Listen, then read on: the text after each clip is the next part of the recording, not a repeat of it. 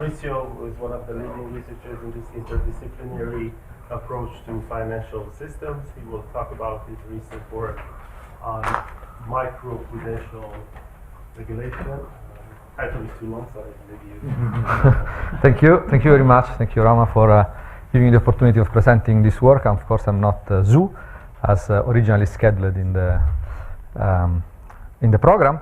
So what I'm going to talk about today is related, of course, to the topic of the conference. It's not, unfortunately, too much related into the empirical part, but it's going to be a model of systemic risk that we have worked on in the last couple of years with some collaborators that I'm going to show you, which I think will give some insight about what could be some possible metrics indicator and maybe early warning signals for systemic risk. So let me go directly into the research question and what our model tried to explain. Well, the key point has also been mentioned in the previous talk is that credit growth is one of the most important determinant of systemic risk, and of course is driven by the dynamics of the balance sheet size. And the key point, which has been of course investigated in the literature of the past I don't know, probably 20 years, what drives the balance sheet dynamics of financial institutions and what are the systemic risk implications. So there is a broad set of questions we try to explain with a simple but analytically solvable model, which are essentially the following. So what are the effects of financial innovation allowing a more efficient diversification of risk? So of course, innovation is good because allow people to diversify their own risk, but sometimes, as we'll try to show, this has some might have some negative consequences. What are, of course, the systemic consequences of a change in capital requirement and the maximum leverage allowed to banks? Leverage is also being mentioned as one of the key aspects of systemic risk, and we will see in our model this is exactly what we are trying to model. And we have discussed also in the morning session about contagion and how contagion propagate, and we will see, and especially the model is intended to explain the contagion which occurred through the fact that different institutions have exposure to common assets. Finally, the last question is that if when action that reduce risk on individual financial institution can create through some feedback effect more systemic risk. So the work I'm going to present is based on 3 papers. So the first one, which is the basic model, is a paper that we posted on the archive together with Fulvio Corsi and Stefano Marmi at the Scuola Normale. We posted on the archive more than 1 year ago. And there is a more recent paper that is in press in Journal of Economic Dynamics and Control. I'm not going to talk a lot about this, which is the application of this specific kind of models to the problem of haircut on repo. I'm going to show only one slide on this at the end, but I'm not going to talk too much about this. And the last part actually is really in progress, so is an evolution, if you want, of the basic model, which I think shows that there are some interesting dynamical properties of our model. So, of course, as I said, we are not the first of investigating this problem. There is a huge literature about this topic, so essentially our paper can be seen as a way of combining different streams of literature about this topic. So essentially, there is a traditional, let's say, Adrian and Sheen and others, Danielson, literature about the impact of capital requirement on the behavior of financial institutions. Then we have the effect of diversification and overlapping portfolios on systemic risk, so the fact that portfolios become more and more similar. Then on the risk of financial innovation, we will tell, the story that we're going to tell is about how good is financial innovation in allowing people to diversify their own risk.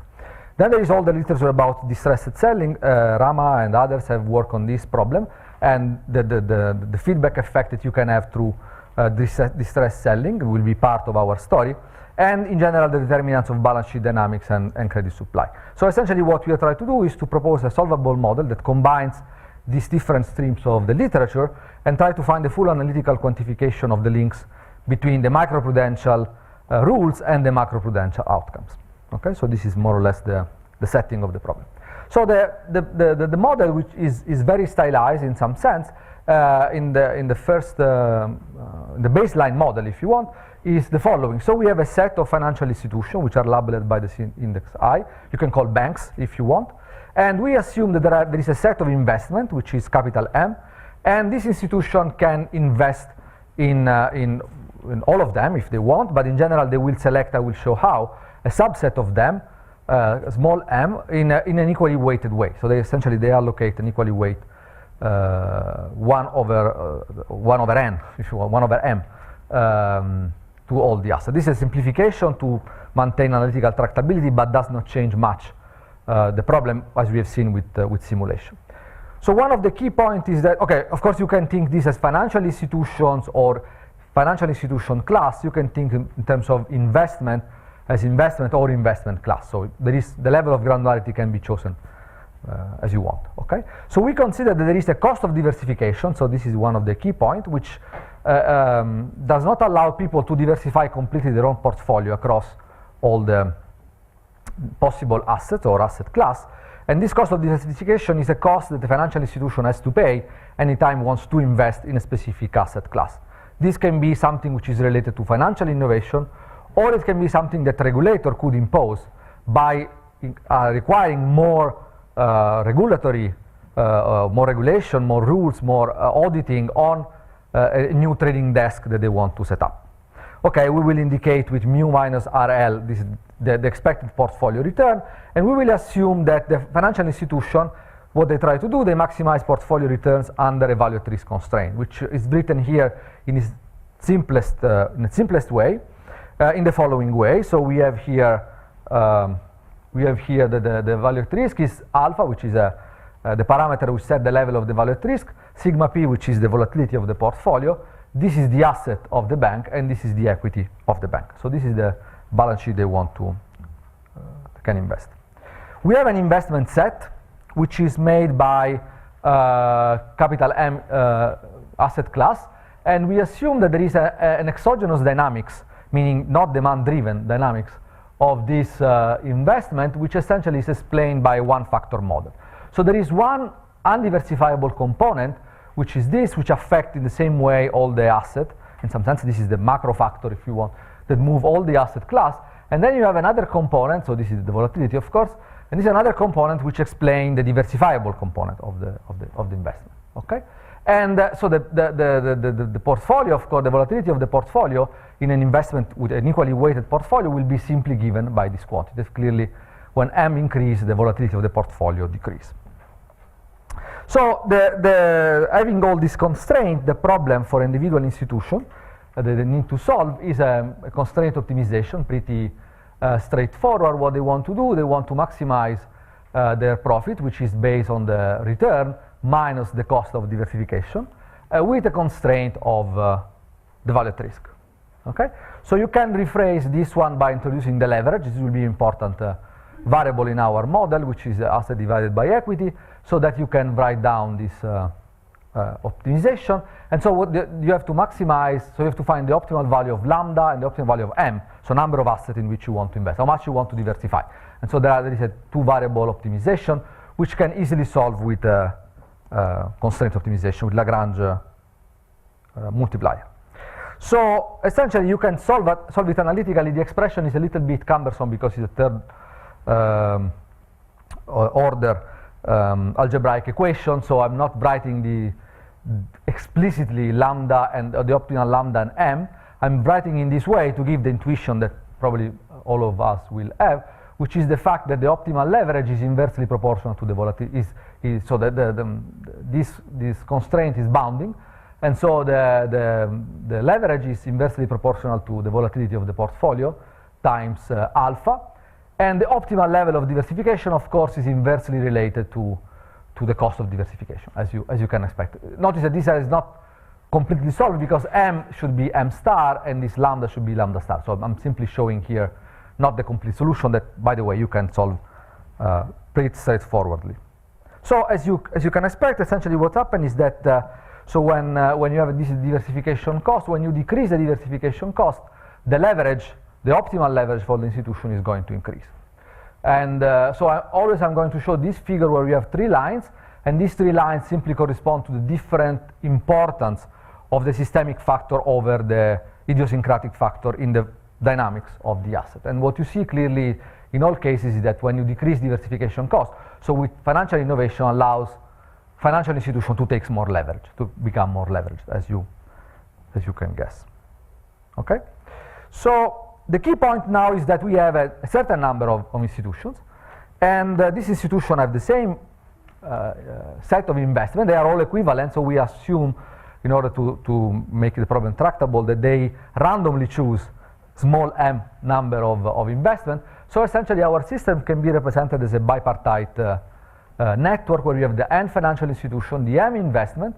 Each of them in this simplified version have decided to invest in 3. So the optimal value of m is equal to 3. And so they invest in 3 assets each. And then we can define a variable that we will call portfolio overlap, which is the fraction of investment which is in common between 2 institutions. So in this case, the red and the green institution invest in 2 assets, with the 2 assets in common, and so their portfolio overlap is equal to 2/3. Okay, so the portfolio overlap is a measure of the similarity between portfolios of financial institutions. So going back to the previous point, I mean, you can now plot everything in terms of so the portfolio overlap in terms of the diversification cost, the C, or in terms of the alpha value 3. So you see that in both cases you get the same result. So if you decrease the diversification cost, then of course people invest in more assets, and therefore their portfolio become more and more similar. Okay, so this is exactly what you expect. And the same if you loosen the value at risk constraint, you tend to make portfolio investment more similar because you allow people to invest in more stocks, and therefore the portfolio is going to increase. So, okay, so now this is described, if you want, the static of the model. Now we want to describe the dynamical part of the model. So the dynamical part of the model, we have to decide how the financial institution adjust their own investment when they observe a given portfolio return. And this is, of course, is the key point to understand the dynamics. So following essentially Adrian and Shin, what we assume is that all our financial institutions are following the target leverage practice. So target leverage means that whenever they have decided what is the optimal leverage of solving the previous optimization, if they observe a change in the value of the leverage that they have, then they will adjust their balance sheet by taking more debt if things goes well in order to reach the target leverage. So again, if they have a target leverage of 10 and then the value of the asset increased to 101, so in this case the leverage has decreased. So since they have a target leverage of 10, what they're going to do is to take 9 units of debt and go back to the leverage of 10. Okay, this target leveraging, as Adrian and Shin has shown, create procyclicality in the dynamics. Okay, so this is empirical evidence of the target leverage from investment bank. You see for a change in the asset, you see a change in the equity is essentially 0, while the change in debt is exactly the same as the change in asset, which goes in this direction. Okay, so essentially, how do we model this? So what we do? So we model this in the following way: so that financial institution, when they observe a change in the value of their asset, what they do is they try to reach the target leverage, and this, okay, with very simple math, allows you to tell you that the amount the amount that they want to invest is equal to the target leverage minus 1 times the return of the portfolio in the previous step. So they observe a portfolio return, and they will invest this amount. So if this is positive, this will be positive. If this is negative, this will be negative. So if the balance sheet, if the asset value increase, then they will buy more. Okay, if the return portfolio is negative, then they will sell. And this, of course, create a positive feedback. So the aggregate demand of the asset, yes. So the leverage targeting thing comes really from the imposed value at risk constraint. Yes, in the model, yes, exactly. So if this value at risk constraint would not be there, these feedback effects would not be there. Not in the model. Well, you need to add probably another constraint. It would be interesting to see how the model changes if you choose different way. But this is really driving the target, right? This is drive, yeah. Okay, so if you now consider the aggregate demand for a given asset, for a given investment, will be simply given by the sum of the individual demand of all the financial institutions who pick the asset I in their portfolio, and will be given by this. So, and this will depend on the return of the portfolio. And doing a simple approximation, essentially what you can do is rewrite this quantity as a function of the return of the investment. So what you see is that the demand of asset I at time t will depend, of course, on the leverage of the system, but it will depend on the return of the same asset in the previous step, but it also depend on the return of the other asset, of all the other assets in the previous step. So also how the other asset behaves in the past will affect the demand for another asset. Okay, so and this clearly creates an interlink between the dynamics of different assets. Okay, so essentially what you see is that as a function of the portfolio overlap, you see what is the variance and the correlation of the demand for different assets. So the variance is going to increase, the demand, so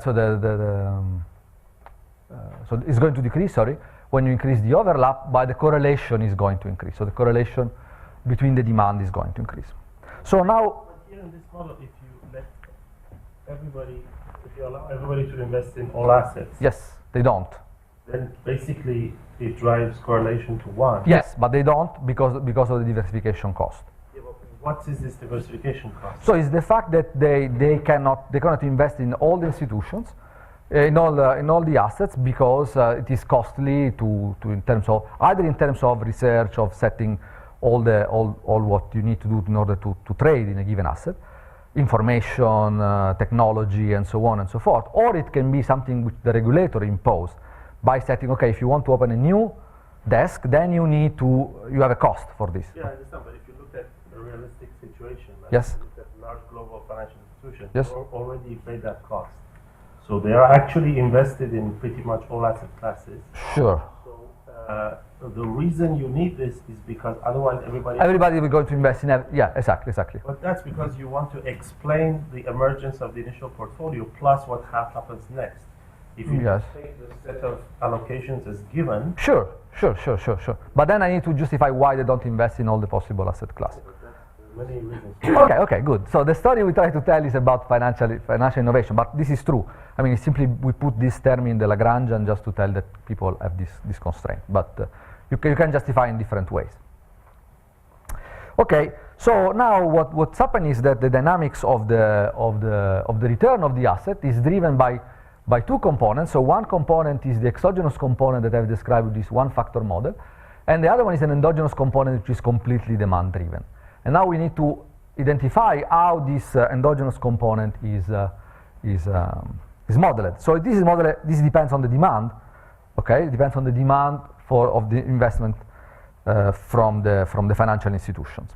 Okay, and so essentially what we do, we assume in order to have analytical tractability that there is a linear price impact function, which means that this component, which is the endogenous component of the return, is given by the demand, the aggregate demand for that specific asset, divided by a coefficient. The only important point here is this gamma, and this gamma is the market liquidity of the asset. They take completely as exogenous in some sense. So this is measure how liquid is the market. If gamma is equal to infinity, the asset is completely liquid. Okay, and so this is the component. This is how the endogenous component behaves. So now, if you put all these pieces together and you model how the demands depend on the return and so on and so forth. So what you get is that you can find that the endogenous component of the return is essentially described by a vector autoregressive model of order 1. So this is exactly what you get from the model, and the matrix phi, which describe the VAR model, is given by this. So it's lambda minus 1, so it's proportional to the leverage, so the excess leverage, time this illiquidity matrix. So it's a diagonal matrix where the elements are the liquidity of the different assets, times a matrix which gives the strength of coordination and feedbacks that you get out of this model. Okay, so essentially you have that the return are explained by this this var1 plus the exogenous term. So now, as you all know, the var dynamics, the vector autoregressive dynamics, and its stationarity depends on the maximum eigenvalues of the matrix. And this maximum eigenvalue can be computed analytically, and the maximum eigenvalue is equal to lambda to the minus 1 times the average value of the illiquidity, so the average illiquidity. So essentially you see that if this lambda max is larger than 1, so when this lambda max becomes larger than 1, then the dynamics of the returns becomes non-stationary, and the price dynamics is going to become bubbling and explode. Notice that gamma to the minus 1 is the average of the illiquidity, is not the inverse of the average liquidity. Okay, so which means that even if one asset becomes illiquid, but the other are liquid, this quantity is going to become very large, and this will drive this lambda max very, very high. So we'll create a lot of correlation in the return, and eventually non-stationarity when this quantity hits the value 1. So it's the average illiquidity, not the inverse of the average liquidity, which really matters in this problem. Okay. So here, lambda is a dimensionless number. Lambda is a dimensionless number. But gamma has a unit. It's a market depth. Gamma is not a unit, but it's the way we define it, because we normalize with the market capitalization. Okay, so it is a dimensionless number for this reason. Okay, because this is depth as a percentage of market capitalization. Yes. But the gamma is an exogenous parameter. Gamma is completely exogenous parameter. You said when an asset becomes more, this is given. Yeah. So you are assuming that the supply is completely fixed in some sense. So of course, if the supply, if you model also the supply, then it becomes much more complicated. We haven't tried this. But gamma as a gamma is the percentage of turnover in the bar market cap, basically, right? Yes. The percentage of the turnover. Why? And it is related still to the way turnover, which creates the. I'm not sure about that, because it depends on the way in which the given demand affect the return, right? So I don't think the turnover alone will tell you how much the price move. If an asset has a huge market capitalization, but it's not traded, turnover is 0. Yes. Then gamma is 0, right? So now if you increase the turnover, yes, you increase the volume of trading, so this is going to be increasing proportionally. So I'm trying to understand what is the range of gamma. What is it? Okay. 1%. We haven't tried to set up, despite the fact that I've worked a lot about the empirical estimation of market impact, but we haven't tried to combine with this. So for us, it's much smaller than 1. It's much smaller than 1. Yes. So when you look at the next slide, I mean, lambda, the leverage is obviously bigger than 1. Bigger than 1, yes. 20 or 10 or something. Or 100, depends. Yeah. And then gamma minus 1 is always bigger than 1. Yes. This will always be bigger than 1. You're always in the unstable regime. This is a good question. I'm not sure about the gamma has to be always larger than 1. Well, depth cannot be bigger than market cap. I mean, it's impossible.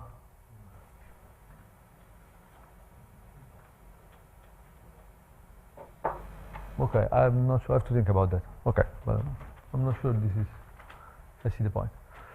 Okay, so the key point then, of course, is that when you decrease the diversification cost, or when you increase the portfolio overlap, then your lambda max is going to make a transition from a stationary state to a non-stationary state at the point where the maximum eigenvalues reach the value 1. Okay, you can give a representation of the dynamics once you have this var, especially in the case where all the gamma are the same in this model. So essentially what you have is that the dynamics of the return is going to be an autoregressive model around an autoregressive model. So you take the average value, which is, if you want, an index, which is described by an autoregressive model, and then the deviation from the deviation from the average value is also described by an autoregressive model. So you can find this representation of the market dynamics as autoregressive model around an autoregressive model. You can compute everything in this case. I'm not, of course, going to comment about this formula. You can find what is the variance of the return, what is the covariance of the return in terms of all the parameters of the model, and you can find that when you increase leverage, then you increase the variance and the covariance and the correlation of the returns. Okay, and in particular, what you can see is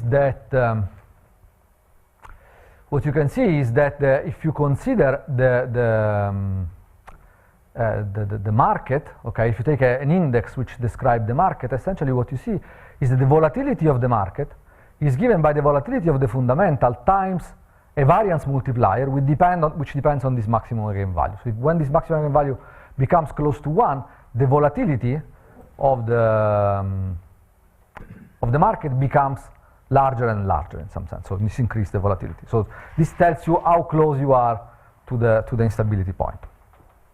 Finally, you can consider what is the correlation, the variance and correlation between the portfolios.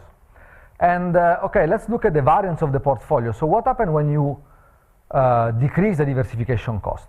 So when you decrease the diversification cost, initially the variance of your portfolio is going to decrease, which is what Markowitz tells you. I mean, if you can invest in more and more assets, then of course the variance of your portfolio is going to decrease. However, at a certain point, the feedback effect becomes so strong that a further decrease of the diversification cost is going to increase the variance of your portfolio. So at this point, Markowitz, let's say, is right. Here is where the coordination of the different and the similarity across different portfolio makes leads you to the point where a further decrease of diversification cost may increase the variance of your portfolio. So this is where this is what is happening. Okay, so this of course increases the correlation between asset and between institution, increase with overlaps. So overlaps of course is an important determinant of this.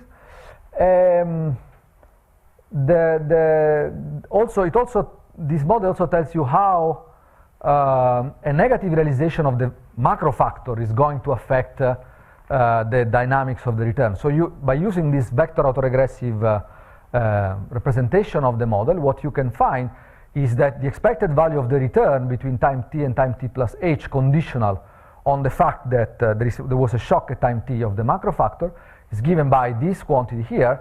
This again is the matrix of the var, and you see as close as you are to the critical case, so when the maximum eigenvalue is close to 1, the bigger is this, which tells you that essentially when you are close to the transition, even if you are still in the stationary state, a small shock can persist for a very long period. Okay, it's absorbed very, very slowly.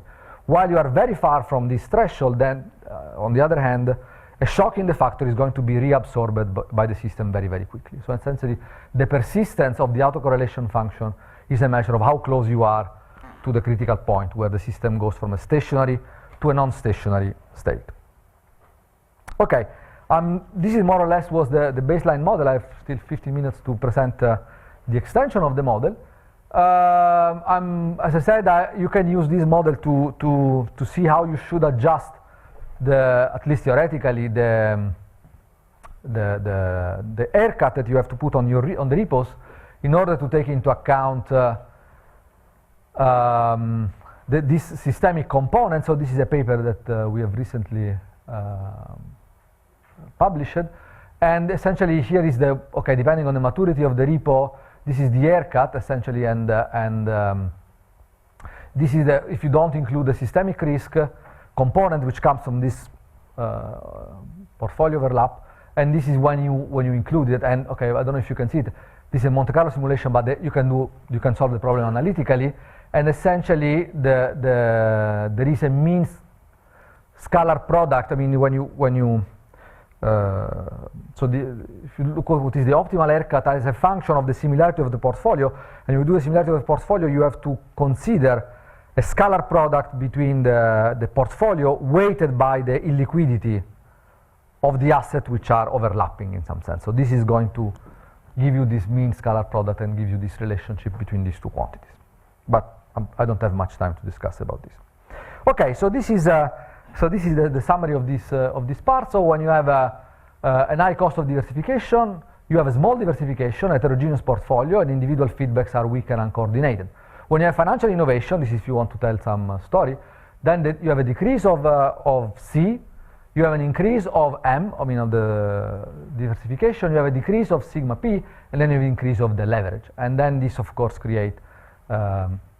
make the system to become more and more close to this instability. And this, of course, I haven't explained, but this explains also the fluctuation of the total asset of the banking system in some sense is going to increase with this in this way. Okay, this is just a couple of numerical simulations just to see how they look like. So in this part of the plot, I'm showing the case where when you are below the threshold. So these are the asset evolution, and this is where you are above the threshold. You have the shock here, and you are above the threshold. Above the threshold, you start to have this coordinated behavior across different institutions or different assets.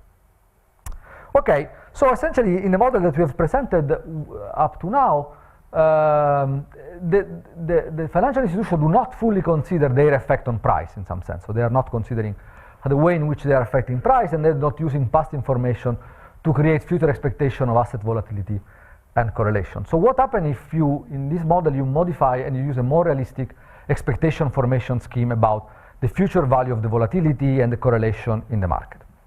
Okay, so this creates, complicate a little bit the problem, because now when the financial institution have to optimize their own portfolio, well, they have to put into the portfolio what is the expectation of future volatility and future correlation between the assets. How do they do it? Well, according to the common practice, I mean, they mostly do by looking at the past history of volatility and the past history of correlation. And essentially what we are trying to do is to embed, okay, in this model, two different expectation schemes for computing volatility and correlation to put into the Lagrangian optimization and to see how this affects the dynamics of prices. Okay, so essentially what they do at each time step, they look at the past performance of the portfolio, they solve the Lagrangian, they adjust according to the target leverage, they trade, so they put the demand into the market, this will move the price, and so on and so forth. And then they will learn in the next step what's happening, and so on and so forth. Okay, so essentially I'm showing here the simplest result in the case where there is no common factor, so all the assets are completely uncorrelated one with each other. And essentially in this case, what the agent can do is to estimate the volatility of each asset by looking at the volatility of the portfolio and dividing and multiplying, by the number of assets in which they were investing in the previous step. Okay, and then all the rest is the same. This essentially is the formula that tells you. Gives you the volatility of the portfolio as a function of the past returns. Okay, so essentially this problem at this point becomes equivalent to a dynamical system. Okay, because this can be essentially these are the same equation I was writing you at the very beginning, the solution of the Lagrangian problem. This is the diversification. This is the leverage. The only difference now that this quantity here is the expectation. So this now becomes time-dependent variable. These are now dynamical variables, and this is the expectation at time t-1 of what will be the volatility of the asset at the next time. And this is embedded, let's say, in this equation, which of course depends on the specific expectation scheme that you use in this problem. And essentially this becomes a dynamical system for the variable m, lambda, and sigma, the expected value of the volatility in the next period. Now, you have, of course, in order to close the system, you have to decide what is the expectation scheme for the future volatility, okay? And we try two different options. So the first one is naive expectation. So naive expectation means that my forecast for tomorrow's volatility is today's volatility, okay? So my expectation for tomorrow is today's volatility. Okay, you can see, probably I should have put this first. In this case, the problem becomes a one-dimensional dynamical system. So I will show the dynamics of lambda rather than dynamics of m, but they are proportional in this specific setting, okay? You can see this as a dynamical system where you have two control parameters, either C, which is the diversification cost, or alpha. In principle, you could use also gamma if you want, the liquidity. But, okay, it's really a dynamical system where you have either this or this control system. You see how the dynamics of the returns, of the lambda, let's say, of the leverage, depends on C or depends on alpha. And okay, this is what happened under naive expectation. So it depends on C or alpha. Okay, I'm talking about C mostly. So this is the case, this is the time series of lambda when you have a high diversification cost, and this is when you have a low diversification cost. So with a high diversification cost, the system very quickly converts to a stable state. When the diversification cost is small, then you have a transient, and then you have essentially a two cycle. Okay, when the leverage or the diversification goes from low value to high value, low value to high value, and so on and so forth. Okay, so you have these two period orbits in the system. This can be studied, and you can find out the bifurcation diagram of this problem. This is exactly a flip bifurcation, and okay, as a function, so this is lambda. This is the endogenous risk, I mean, of the return. This is the correlation between the asset. This is the leverage, but as a function of alpha. In all cases, you see that there is a threshold value of the cost under which you end up into a two cycle. And here you have a flip bifurcation of the leverage. So the leverage, which was stable at a certain point, if you pass this point, start to oscillate between high and low value. Or even if you do with alpha, it is the same. So by changing a small amount the value of the value at risk parameter, then you can end up from this state to this state and ending up jumping up and down for the leverage.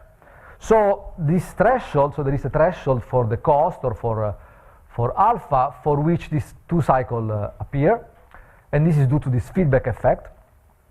There is, of course, the usual threshold which is later on, which correspond to the transition from stationarity to non-stationarity that we've seen before. So all this, of course, remain stationary in some sense. There is another threshold here where the system becomes non-stationary in the same sense of the baseline model.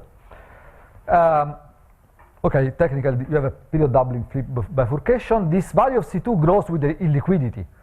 So if the market becomes illiquid, then the transition occurs at larger transaction cost. So maybe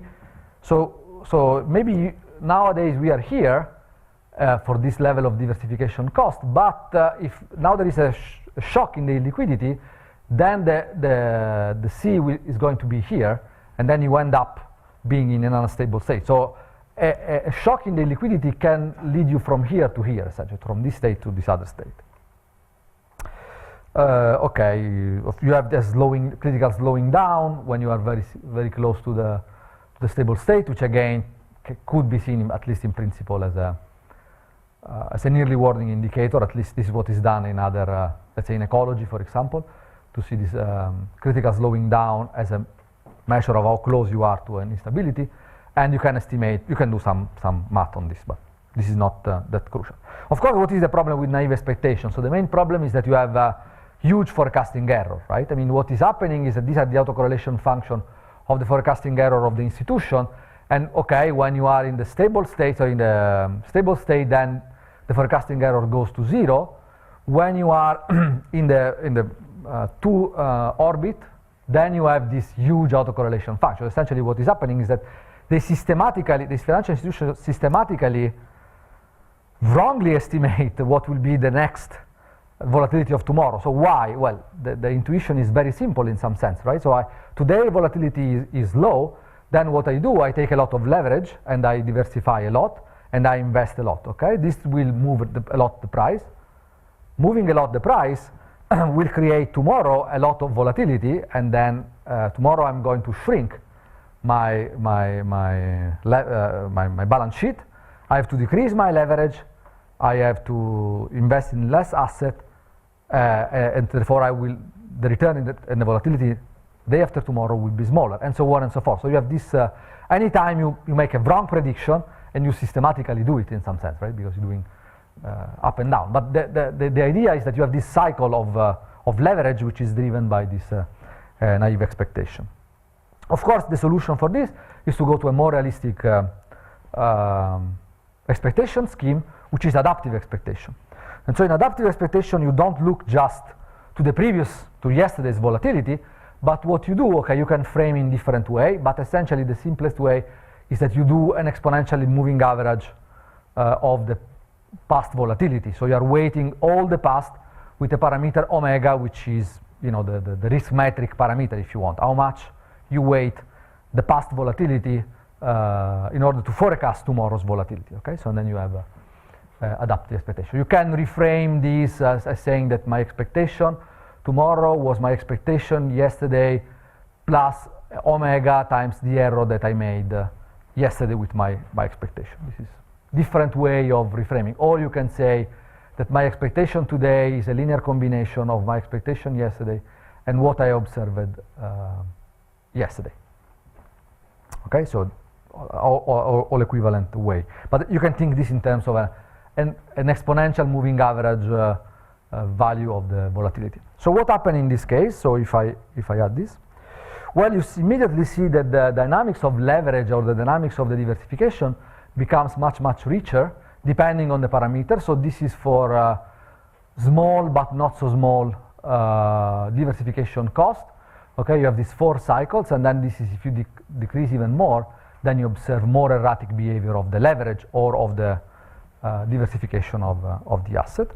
And so you can study this more systematically by doing a bifurcation diagram, and essentially what you get is that you have a chaotic behavior. Okay, so essentially what you get is that when you decrease the diversification cost, okay, first you have a stable state, then you have a bicycle, then you have a 4th cycle, then you have a cascade of bifurcation, and for a critical value you end up into chaos. Okay, so you end up into a chaotic behavior. And the same holds for alpha, for the value at risk parameter, that a change in the value at risk parameter can lead you to a chaotic behavior. I mean, chaotic behavior of leverage. Chaotic behavior of leverage or of the diversification, yes. Or this is the same of okay, all the parameters at this point will follow this. They are all proportional in this simple setting where there is no systematic factor. They are proportional one with each other. Yes. So here the agents try to forecast volatility. Yes. But they do not try to learn about the correlations from the past. They do. Because they okay. do allocations based on correlations. They do 1 over n. No, you do equally weighted, whatever the correlations are. Yes. I don't know if I understand your question. I understand your question in a different way. So they use past. We did it is the same. We did the same with when they learn the correlation, the average correlation. Yeah, but it doesn't affect their allocation because they always use the equally weighted portfolio. Sure. Exactly. It's the same as ignoring completely the correlation. Is not ignoring completely, because if the correlation, well, because you measure the correlation in the previous step, and depending on the level of the correlation, this will affect your optimization on how many assets you invest. Yes, but you still do equal weights. You still do equal weight, but in this model, everything is the same, right? I mean, all the assets are the same. You can imagine that at each time step they invest in a new random set of investment. That doesn't matter. They don't have to keep. There is. But if they learn correlation, it does matter, because suppose you start from an initial configuration of portfolio. Yes. Your endogenous component. Yes. Will change the realized correlations. Yes. So then after you run it for a while, then the assets are not interchangeable. The initial conditions will lead to a differentiation. Could this could be, we haven't investigated this, I'm not sure about this, this is true. Okay, in the model, if you want, the idea is that so we haven't studied if there is a kind of lock-in phenomenon. So you start with completely equivalent investment, and they are really equivalent, fundamentally equivalent. But then only through the learning, you end up by having a differentiation about what is more preferential from someone else. This we haven't tried, but this might be. So you might think to this model as a mathematical model, very, very toy model in some sense, where at each time step they simply have to decide on how many stock to invest, and they don't care where do they invest. They invest in randomly in M, okay, M of them, and for them they are all the same. Okay, this is again is to keep the analytical tractability and to end up with a map that you can study with all the method of dynamical system. So, but I agree with you that that if they take into account on which asset they have invested in the previous period, and then this can create a differentiation across investment, which create the structure of the correlation, and then for change. But we haven't tried this. I think it's a very good point, but we haven't tried. So, but in this model where they simply allocate every time, we obtain this one. So let me conclude. So essentially, what you get is that you have chaos. Again, the exact position of this transition depends again on liquidity, which is a weakness of our model. Is a completely exogenous parameter. But a shift in the liquidity change the position of this bifurcation diagram, and so you can immediately, with a shock in liquidity, you can move from one state to another very, very quickly. Okay. Sorry, there should be something here, but unfortunately the figure is not present, but doesn't matter. So, okay, you can study this in terms of the memory. In general, a longer memory, so smaller value of omega stabilize the market. So essentially, if people look more deep into the past, then if all the other parameters remain the same, then they tend to be more stable or less close to the chaotic state. And okay, there was a figure about noise, but adding noise to this, but unfortunately there is some PDF problem. Sorry. So you can study the entropy. So this is okay. I think I'm already over time. So you can study the largest Lyapunov exponent, the Kolmogorov-Sinai entropy, and you can find that this is truly chaos. So this is truly deterministic chaos. Okay, so it's you can find that this is the case. Okay, so I think this is more or less the conclusion. So the idea was to introduce an analytically tractable model of systemic risk with this bipartite network of investment, illiquidity, and leverage management play a crucial role, especially the portfolio overlap. So in the baseline model, the feedback rebalancing leads to this multivariate VAR process, whose maximum eigenvalue depends on the degree of leverage and the average liquidity of the asset. So, and okay,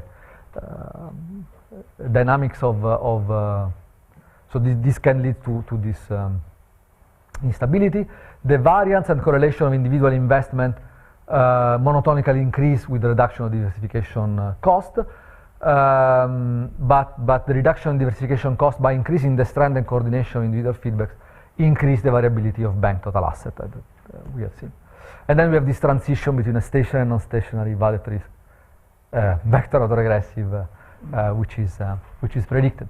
So then we have seen how this change when you have the model with naive expectation or with adaptive expectation. With naive expectation, you have a transition, you have a flip bifurcation where the cost when the cost of the valued risk parameter or the liquidity change, and you have these low period cycles with high and low leverage and high and low diversification predicted in the unstable phase, so this kind of leverage cycle.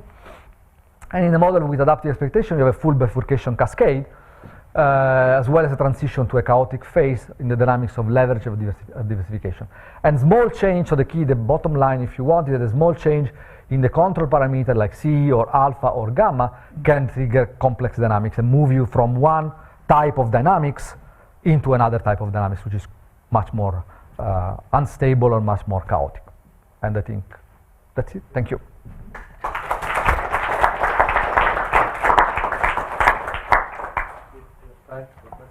Yeah, I mean, so concerning these rules that you for forming expectations that you are Yes. doing the one, it's clear that these rules, be they more adaptative or less, are really at the core of the complex dynamics. Sure. And then this really begs the question of that there could be huge gains from reacting to these rules. So this begs the question: why don't market participants react to that? Therefore, mitigating the instability that is very much associated with these fixed rules being operated once and again. So the question, therefore, to make it short, is: is this a realistic model of well, that's a good question. I'm not sure it's very realistic. In an important sense, I'm saying that the main mechanism really opens up huge gains from arbitrage. Exploiting the market. The question is, are they smart enough to be realistic? Yeah, sure. Okay, why do you say that this will, especially in the adaptive expectation, why do you say this open arbitrage opportunities? So, Temporal, no? If you're, well, you can forecast how the market is going to behave next time around. You will just simply Like the beverages, right? It's going to go up, you buy But it. it's going to go down, Go you down, go you short. sell. Sure. But the thing is that this is not just about a minor assumption of the model. It's Sure, about sure. really what is the core feature of the model that produces dynamics. So that's why I'm worried about this. If it's the common point. Yeah. Market. I think it's a very interesting analysis, and I understand that you're looking at this mechanism of instability coming from leverage targeting. Yes. I understand this. So the problem is that banks have this target, and then when asset prices rise, they get new funds they will put in even into more risky assets. Yes, This yes. is driving the dynamics. Mm-hmm.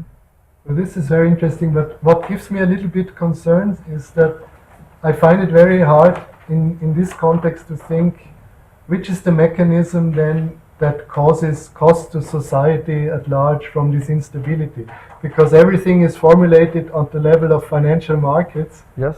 and financial contracts are just promises, like I promise you something and you expect something from me, and then I don't fulfill my promise, but everything is still there. The houses are there, the cars are there, the fridges are there, nothing is destroyed. So there needs a mechanism that additionally tells me how does this instability translate into real economic costs, and I don't see it from this model. Perhaps it's too ambitious, but for me it's a key point when thinking about systemic risk. Okay.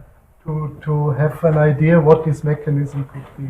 How does the financial instability affect real things? Well, this is far beyond what, Yeah, sure. what our model wants to achieve. It's more about the mechanism and the fact that common practice of expectations and the Then if target these leveraging promises and value risk.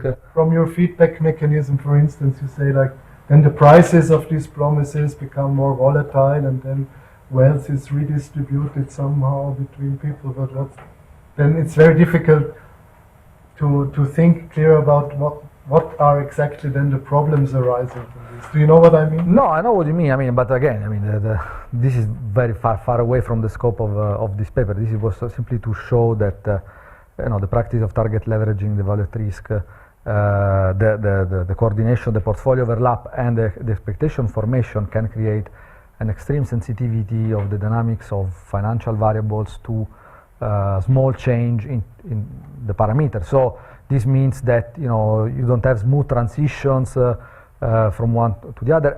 Of course, in principle, again, as done in other disciplines like in ecology or in population dynamics, in principle, you can think on some of these of the metrics that are used there to identify early warning indicator by looking at the time series of leverage, for example, or diversification, to see how close we are to a dynamic instability. I'm not saying I have, and also this is related to the reality question. I don't know how realistic the model is. It's more about try to understand the mechanism and what the non-linearity that are present in all these can create in terms of dynamics. It's not much. Yes.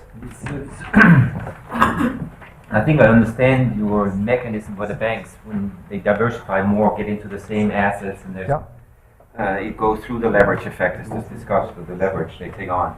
I think it may be unrealistic or it doesn't jive with my sense of the financial crisis to think of the problem, however, being one or more diversification.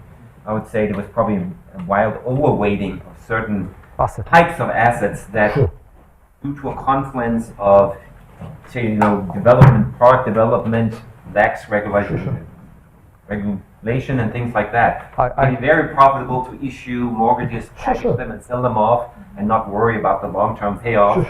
And there was a lot of individual incentives. So I would say it had been much better had the bank done all the same things, but diversified really broadly. We would not have gotten into the problem. No, so the basic mechanism of the diversification versus not diversification. No, I don't think this is a strange starting point for me, but otherwise. But I don't. Okay, if you want, I understand your point, and I agree with your point. And in fact, I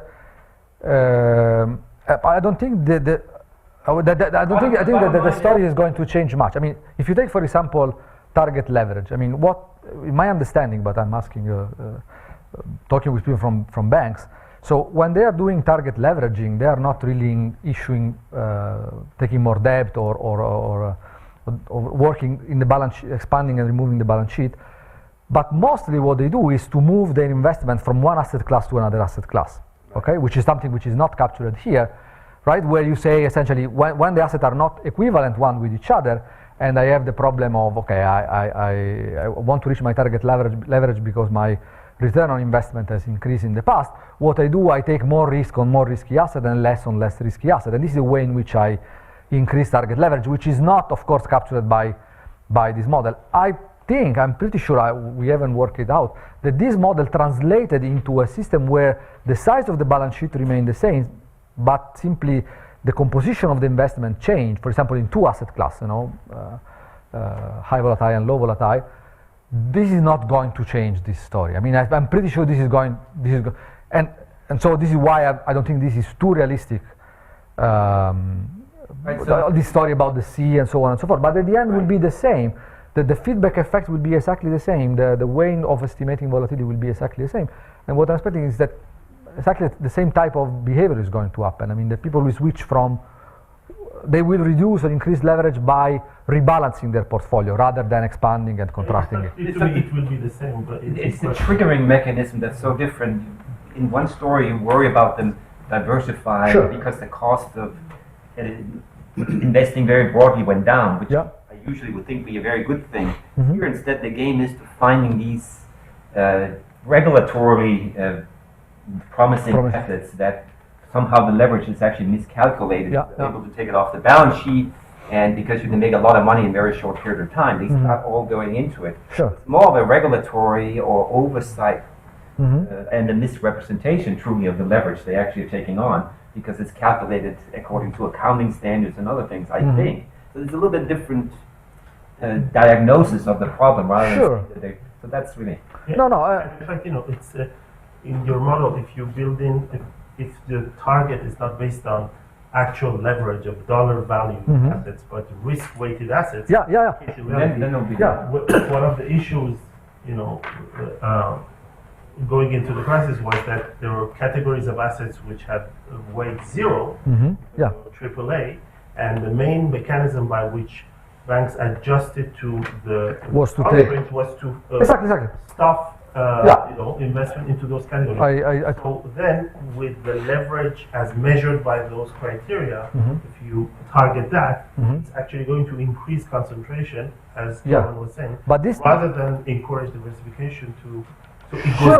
But this I think will make things even worse compared to much. I see this. I agree with you, but I see that.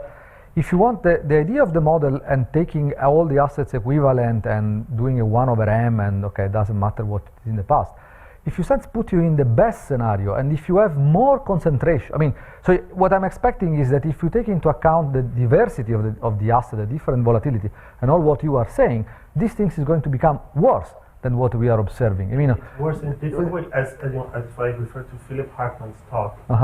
This scenario creates a build-up of concentration. A macro build-up of concentration. I totally agree. Here, this cannot happen.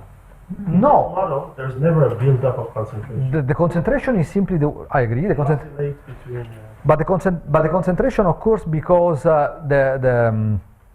So when the banks are allowed to expand their balance sheet and to increase their leverage, they invest in more asset, and therefore you have a concentration which is simply given by the fact that two different banks randomly choose a large number of investment, and therefore their portfolio overlap is going to be larger. So what I'm saying is that if you add your story, which I totally believe is the right one, then this thing is going to become even stronger, and you will have this instability even before, both the transition that I'm describing, the stationary to non-stationary, and the chaotic one, because it is the level of concentration that creates the feedback, and the concentration is the minimum concentration that you can have. So if all of us invest randomly in 10 assets, what is the minimum amount of concentration that we can have? I mean, we are just randomly choosing, and this is what the model is about. So if you want, this is a lower bound of the concentration. By increasing the concentration, I guess you will get more feedback effect and more instability in some sense, or earlier instability. Last question. So you mentioned linear price impact in the slides. And first part, how much of the price variations was actually generated by the price impact that agents have? You mean the endogenous versus the exogenous component? I don't have a quick answer to that. Depends on the parameter, of course. Because in your extension models, they mostly focus on learning the correlations between. Sure. But wouldn't they also would like to learn from the price impact? That is, that would modify the expectation term instead of the var constraint. Yeah, that's a good. They don't do it, and actually this could be an interesting point to see if they learn something about the impact, and if they price their own impact on their strategy, which they don't do in this moment in some sense, right? So they learn about the correlation, they learn about the volatility, the past volatility, but they don't incorporate their own impact on the price, and this is something which is clearly missing from the model. I don't say this is impossible to do, but I guess this would be important, because this in a way this relates to the concept if it is good to do a mark to market accounting of your balance sheet, or you have to take into account also the mark to liquidity. If you have to take into account also the fact that that for you when you trade you won't get what your mark to market price, and that therefore this should enter your optimization. For the moment, this is not present.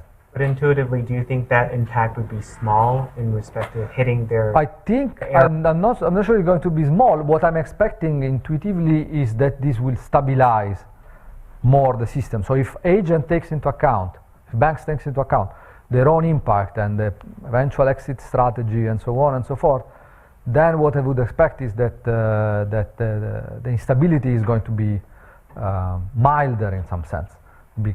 And this could be a regulatory indication of moving into this kind of accounting that takes into account the liquidation cost and the effect of your trade in the market. Thank you very much, Fabrizio.